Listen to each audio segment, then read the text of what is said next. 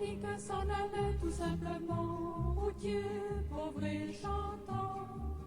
En tout chemin, en tout lieu, il ne parle que du bon Dieu.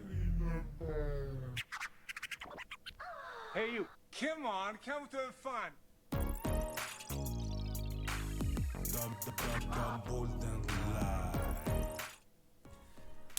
Bonjour tout le monde, allez bienvenue pour un deuxième opus des classements Scratch Bold Don't Lie. Donc c'est quoi les classements Scratch hein, comme on a vu, vous verrez dans le lien de cette vidéo. On a fait un premier classement sur les meneurs. C'était quoi le classement Scratch dans les années 90. Il y avait plein de magazines intéressants, hein, Sport Action Basket, 5 majeurs, Mondial Basket, etc.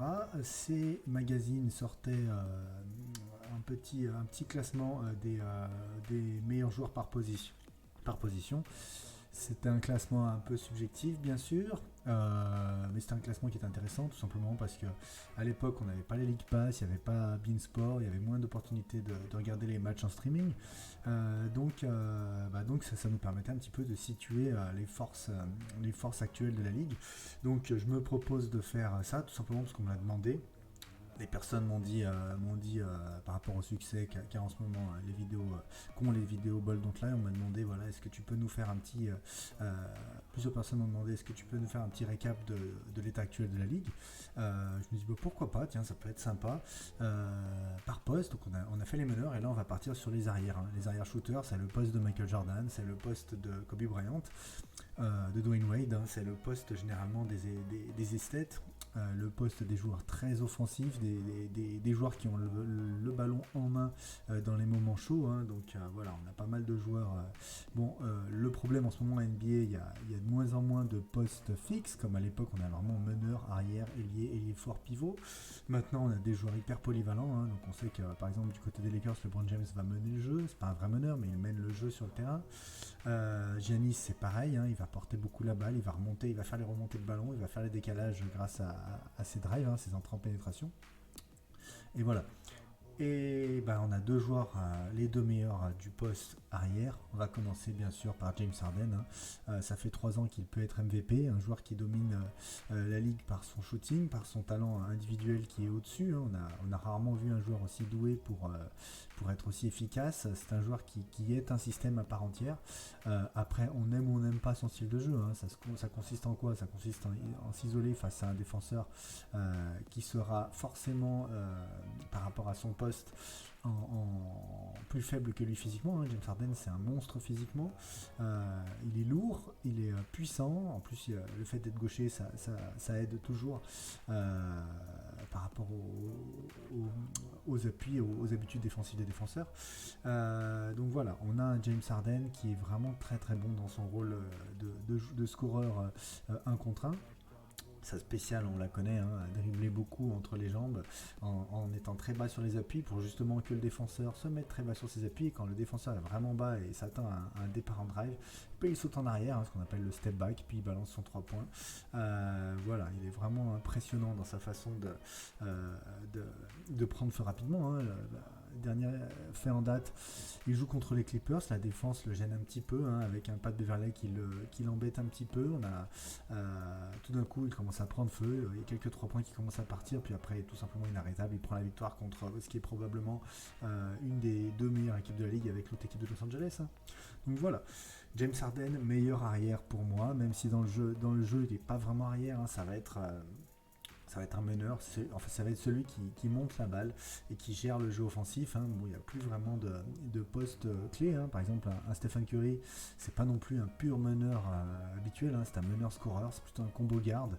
Il peut tout à fait sans problème jouer sans ballon, hein. D'ailleurs, souvent Draymond Green qui a la balle pour les remontées de balles. Curry n'est pas un joueur qui a besoin de poser vraiment le jeu pour créer son shoot. James Harden, pour moi, c'est le numéro 1 des arrières. Après, on a un autre joueur qui joue exactement comme James Harden, le même style de jeu, les mêmes facultés de rentrer en drive de façon assez puissante, provoquer des fautes, finir avec la faute. Ce coup-ci, il est droitier, il est slovène et c'est Luka Doncic. Il a 20 ans, il bat tous les records de précocité, hein. C'est un joueur qui est déjà plus fort que ce qu'on pouvait trouver chez Michael Jordan ou LeBron James au même âge, hein. Donc pas sûr qu'il soit aussi fort que dans 3 ans. Hein. À son âge, Michael Jordan était encore en université.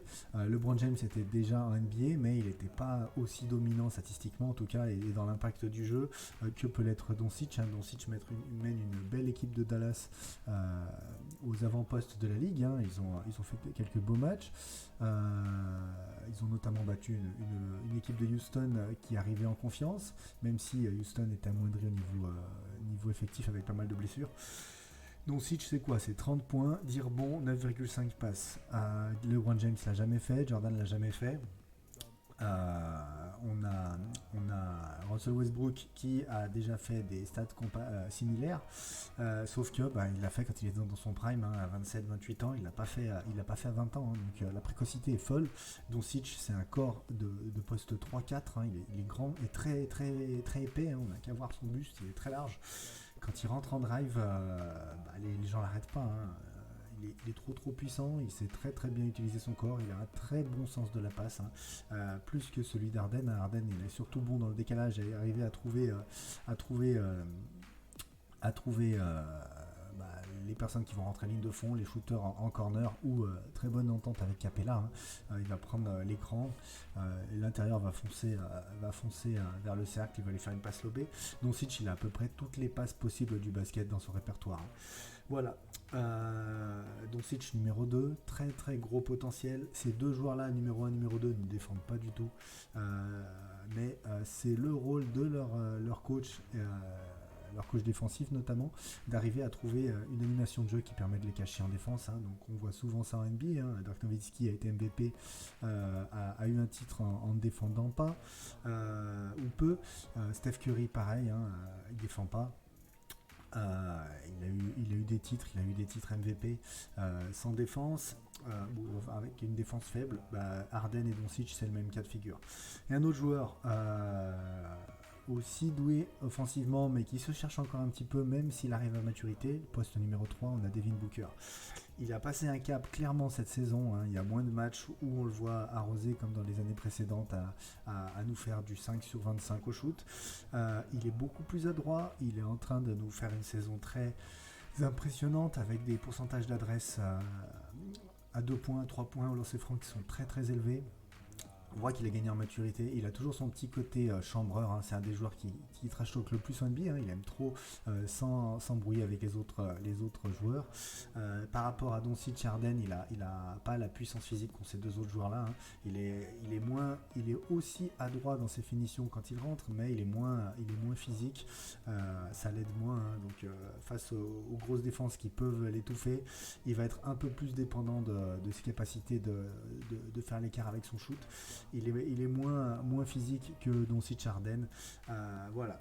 Et il est un peu moins fort dans la gestion de jeu. Hein. L'année dernière, il était dans un rôle à Harden, à la main, il était moins bon, il ne faisait pas forcément gagner son équipe, alors qu'Harden et Doncic, avec des joueurs moyens, ils peuvent aller à la victoire, tout simplement parce qu'ils ont un talent extraordinaire. Donc Booker, vraiment solide, hein, malgré le fait qu'il soit en dessous des performances d'Harden et Doncic. Booker, c'est quoi? C'est le joueur qui a mis 70 points il y a 2 ans face à Boston. Hein. Boston réputé grosse défense, ils ont mangé 70 points. L'année d'après, il leur en met une quarantaine.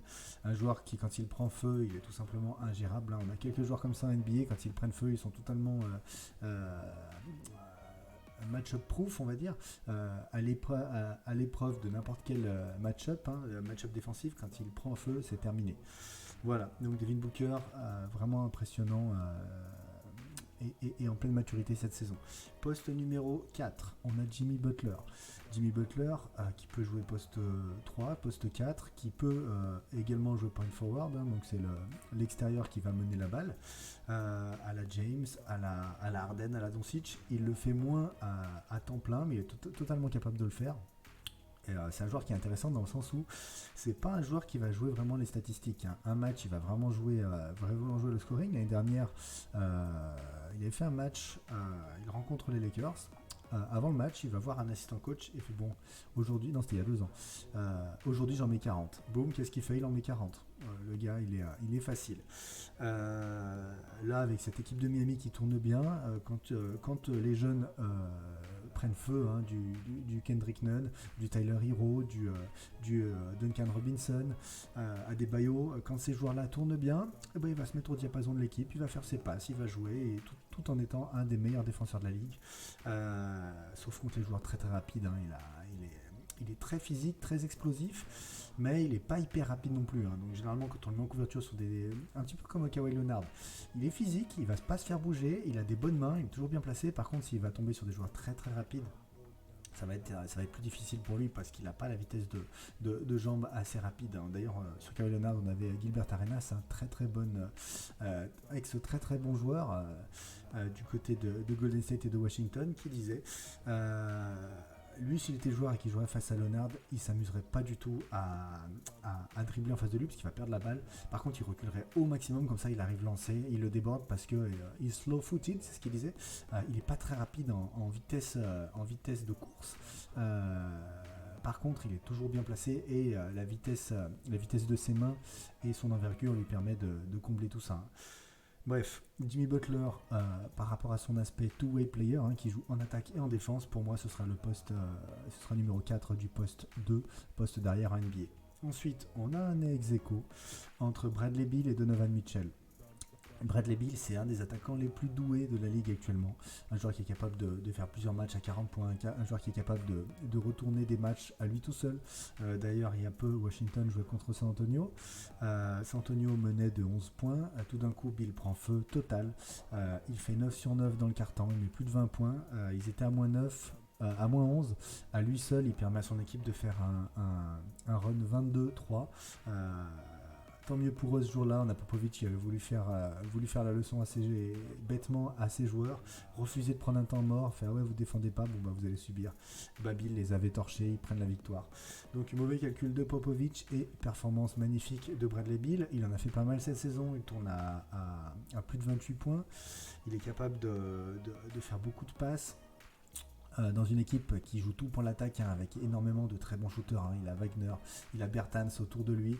Il a encore un petit peu de mal avec le vieux Isaiah Thomas qui a du mal à revenir à son niveau et le petit rookie très irrégulier à Chimura. Mais bon, Bradley Beal est vraiment capable de faire des grosses envolées au scoring. Même si son manque d'impact défensif et le fait qu'il fasse souvent des grosses pertes dans des défaites fait que c'est peut-être un peu un joueur de stats, hein. Donc comme on peut en avoir quelques-uns, par exemple Zach LaVine est totalement ça, hein. Un joueur qui aura des grosses stats. Il a mis 49 points l'autre fois avec 13-3 points. D'ailleurs, pour l'anecdote, on a Klay Thompson qui avait dit s'il te plaît, non, bats pas mon record, parce qu'il lui il a le record avec 14, il l'a fait l'an dernier, il fait bats pas mon record, ça fait même pas un an, laisse-moi au moins un an, quoi, pas tout de suite. Donc voilà, c'était assez marrant, hein, Klay Thompson qui avait dit ça par rapport au match de foot de Zach LaVine, qui ne défend pas du tout, un touriste total, torero, un petit peu comme Bradley Beal. Voilà, Bradley Beal reste quand même un joueur, bon, même s'il devient un joueur majeur en ce moment, c'est un joueur qui n'a pas toujours été intéressant dans la constance. En fin de match, il a souvent tendance à foirer, contrairement à par exemple un Jimmy Butler ou Devin Booker qui seront focus dans les moments chauds. Ensuite, égalité avec Bradley Beal, un autre joueur dans un profil un peu plus physique, Donovan Mitchell. Donovan Mitchell, c'est la petite perle du tas de Jazz. C'est celui qui a permis la reconstruction éclair du tas, hein, qui fait qu'avec Gobert, c'est une équipe qui sera pendant 10 ans candidate, pas forcément au titre, hein, mais au moins une finale de conférence. C'est une équipe que personne n'aime jouer. Donovan Mitchell est capable de prendre vraiment feu, très très physique. Il est un peu petit pour un arrière. Il est aux alentours de 1m95, voire un poil au-dessous. Très physique, hein, très large. Très bon en drive. Un combo garde parfait. Hein. Il a une taille de grand meneur. De grand meneur, un peu plus petit qu'un arrière normal. Mais sa capacité, sa puissance physique et sa capacité individuelle dans le 1 contre 1 lui permet d'être très souvent ingardable. Donovan Mitchell. Ensuite, on a un joueur qui est vraiment brillant, le joueur le plus sous-estimé de la ligue, Jrue Holiday. En début de carrière, il était meneur. Après, aux Pelicans, ils ont commencé à le mettre arrière. Il a explosé avec Rajon Rondo quand il était dans un poste plus offensive guard, hein, d'arrière scoreur. En début de saison, suite à la blessure de Lonzo Ball, il a dû retourner un petit peu à son poste 1, mais c'est un joueur qui est vraiment brillant quand on le laisse jouer, quand on le laisse faire ce qu'il veut avec la balle, pas forcément le forcer à monter, à mener, tout simplement parce que c'est un joueur qui va perdre des balles un peu bêtes parfois. Il est un petit peu inattentif, il joue trop facile en fait, il est à un niveau pour un meneur, voire même pour les arrières, parmi les arrières, à part Doncic, Harden et peut-être Butler, il n'y en a pas qui sont plus puissants que lui, il est aussi physique que Butler, voire plus, très très gros gabarit, il n'est pas grand, mais très très gros gabarit, on le voit au niveau du coffre, au niveau des bras, au niveau des épaules, quand il rentre en drive, il ne se fait pas bouger, il va rentrer à côté des pivots sans problème, il va finir main droite, main gauche, très bon joueur. Un excellent défenseur, vraiment un très très bon défenseur. Il y a quelques années, on se rappelle quand Damian Lillard sortait d'une saison magnifique, et les Pelicans les ont découpés au premier tour des playoffs avec un Lillard qui n'avait pas vu le jour face à la défense de Jrue Holiday. Donc voilà, c'est un très bon joueur, sous-estimé. Il est parfois un petit peu en dilettante, il n'est pas toujours en mode... il tourne pas toujours le switch attaque. Quand il le tourne, vu qu'il défend toujours très bien, il est injouable. Enfin, on arrive dans les 3 derniers du top 10. On a Lou Williams pour moi à la place numéro 8. Lou Williams, c'est quoi? C'est totalement le prototype du combo guard. Donc c'est un arrière scoreur, shooter, mentalité, tout pour l'attaque, enfermé dans un corps de petit meneur. Petit gabarit, tout fluet, par contre en attaque c'est une pépite. Il n'y a qu'à voir les shoots qu'il prend, entre un shoot normal et un shoot totalement déséquilibré. Parfois il est tout seul, il va prendre son shoot déséquilibré parce qu'il est totalement à l'aise. On avait Kyle Lowry qui disait de DeMar DeRozan, et c'est exactement valable aussi pour Lou Williams. He's a good bad shot maker. Donc en gros c'est quelqu'un qui est bon pour prendre des shoots de merde. Et c'est totalement le cas pour le Williams. Il prend des shoots insensés, des shoots en équilibre, des shoots alors on a des joueurs comme Michael Jordan qui faisait des fadeaway, ou Kobe Bryant, on shoot en arrière et on shoot pour éviter le contre. On a du step back, on saute un peu en arrière et on shoot. Comme ça, on a quand même ses appuis pour shooter. On shoot pas en arrière, en déséquilibre. Donc comme Doncic ou James Harden. Et puis on a Lou Williams qui va shooter en diagonale en arrière, qui va shooter sur le côté. Et il va shooter avec une grosse efficacité. Il est en fin de match. Quand on dit des joueurs qui ont de la glace dans le sang, c'est totalement Lou Williams. Il n'y a qu'à voir le dernier match Houston contre les Pelicans. Ils étaient un petit peu en panique face à un James Harden en feu. Kawhi Leonard et Paul George n'arrivaient pas forcément à gérer le cas James Harden. Donc on s'en est remis à qui? On s'en est remis au petit Lou Williams qui a porté l'équipe sur son dos, qui joue très très très bien le pick and roll avec Monzell Harrell, le grand intérieur physique à tresse, à dreadlocks plutôt. Voilà, Lou Williams, une vraie pépite en attaque. Par contre, lui, il faut vraiment le masquer. Il va très bien dans cette équipe parce qu'avec Beverley, avec Paul George, avec Harkless, avec Kawhi Leonard, on peut le masquer en défense parce qu'il ne défend pas du tout. Autre joueur à la défense suspecte et qui est très bon en attaque, on a CJ McCollum. CJ McCollum, c'est un joueur un petit peu à l'ancienne. C'est un joueur qui est particulier dans le sens où, pour un arrière shooter, sa force, c'est de créer son shoot en jeu individuel, pas forcément à sortir d'écran, shooter à 3 points. D'ailleurs dans la liste c'est peut-être le shooter avec de gros volumes le moins important avec Jimmy Butler, tout simplement parce que lui va attendre de prendre feu pour shooter à 3 points. Il aime beaucoup le jeu mi-distance, vraiment. Il aime bien travailler son défenseur, le mettre sur ses appuis, le déstabiliser parce qu'il a un des meilleurs dribbles du poste 2, si ce n'est le meilleur. Voilà, il arrive à déstabiliser facilement n'importe quel défenseur. Pourtant, il n'est pas rapide, mais il a une vista un petit peu comme Kyrie Irving. Il a une vista au niveau du dribble avec des mouvements, avec des appuis, avec des gestes qui lui permettent de rendre le défenseur fou. D'ailleurs, il y a quelques années, quand Dirk Nowitzki joue encore, il avait fait un geste de malade, ligne de fond, il prend la balle, il fait semblant de rentrer en drive, il fait un dribble, il repart directement dans son dos. On a Dirk Nowitzki qui se retourne et qui cherche la balle. Il cherche la balle, l'autre est dans son dos, il lui prend un shoot au-dessus de la tête. NBA, Twitter, hilar. Devant une des performances, un numéro d'acrobatie fou de McCollum. Donc voilà, très très très bon joueur, très doué. Après, malheureusement, il est dans il est dans une configuration un peu spéciale. Hein. Il joue avec un arrière qui est encore plus doué que lui, qui est Damian Lillard, hein, qui est probablement le meilleur meneur quand il est valide actuellement, en sachant qu'on n'a pas Stephen Curry. Donc pour CJ McCollum, c'est difficile. Hein. Il est un peu dans l'attente des restes de Damian Lillard. Mais Damian Lillard, quand McCollum prend feu, il n'a aucun scrupule à le laisser jouer parce que McCollum est vraiment un attaquant hors pair. Et enfin, on va clôturer ce top 10.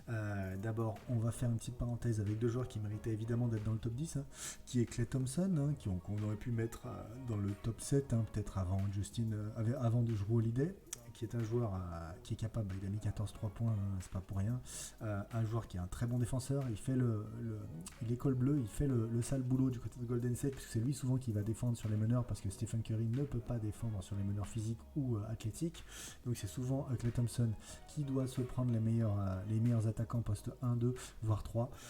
Très bon défenseur, il joue très propre, il est capable de mettre 50 points ou 40 points en touchant la balle, même pas une minute dans le match, hein, tout simplement, parce qu'il va sortir d'écran, il prend le ballon, boum, il shoot. On le décale, il prend le ballon, il shoot. Une vraie gâchette. Et dans un autre style, beaucoup plus créateur avec la balle, un monstre athlétique, très très explosif, hein, peut-être le poste 2 le plus explosif avec le premier pas le plus rapide quand il est valide, c'est Victor Oladipo. Ces deux joueurs-là sont blessés. Victor Oladipo, quand il joue, il est plutôt top 5. Hein. Je le vois un poil au-dessus de Donovan Mitchell, dont ils ont un jeu qui se ressemble un petit peu. Mais voilà, ils sont pas là hein, en ce début de saison. Victor Oladipo, l'année dernière, c'était un des meilleurs scoreurs dans le quatrième quart-temps, hein, là où les matchs se décident. C'est pas pour rien. Donc, hâte de voir son retour avec Malcolm Brogdon dans cette équipe d'Indiana qui est très intéressante et bien coachée. Ce sera très intéressant. Donc on va éviter non plus du Zach LaVine qui ne défend pas du tout, même s'il est capable de faire des grosses perfs en attaque, il est très irrégulier. Exactement pareil pour Buddy Hield, hein, qui est capable de faire des matchs il a déjà fait un match à 10 ou 11 3 points cette saison contre Boston, même 2 fois. Il avait pris feu contre eux, mais c'est un joueur qui reste très irrégulier.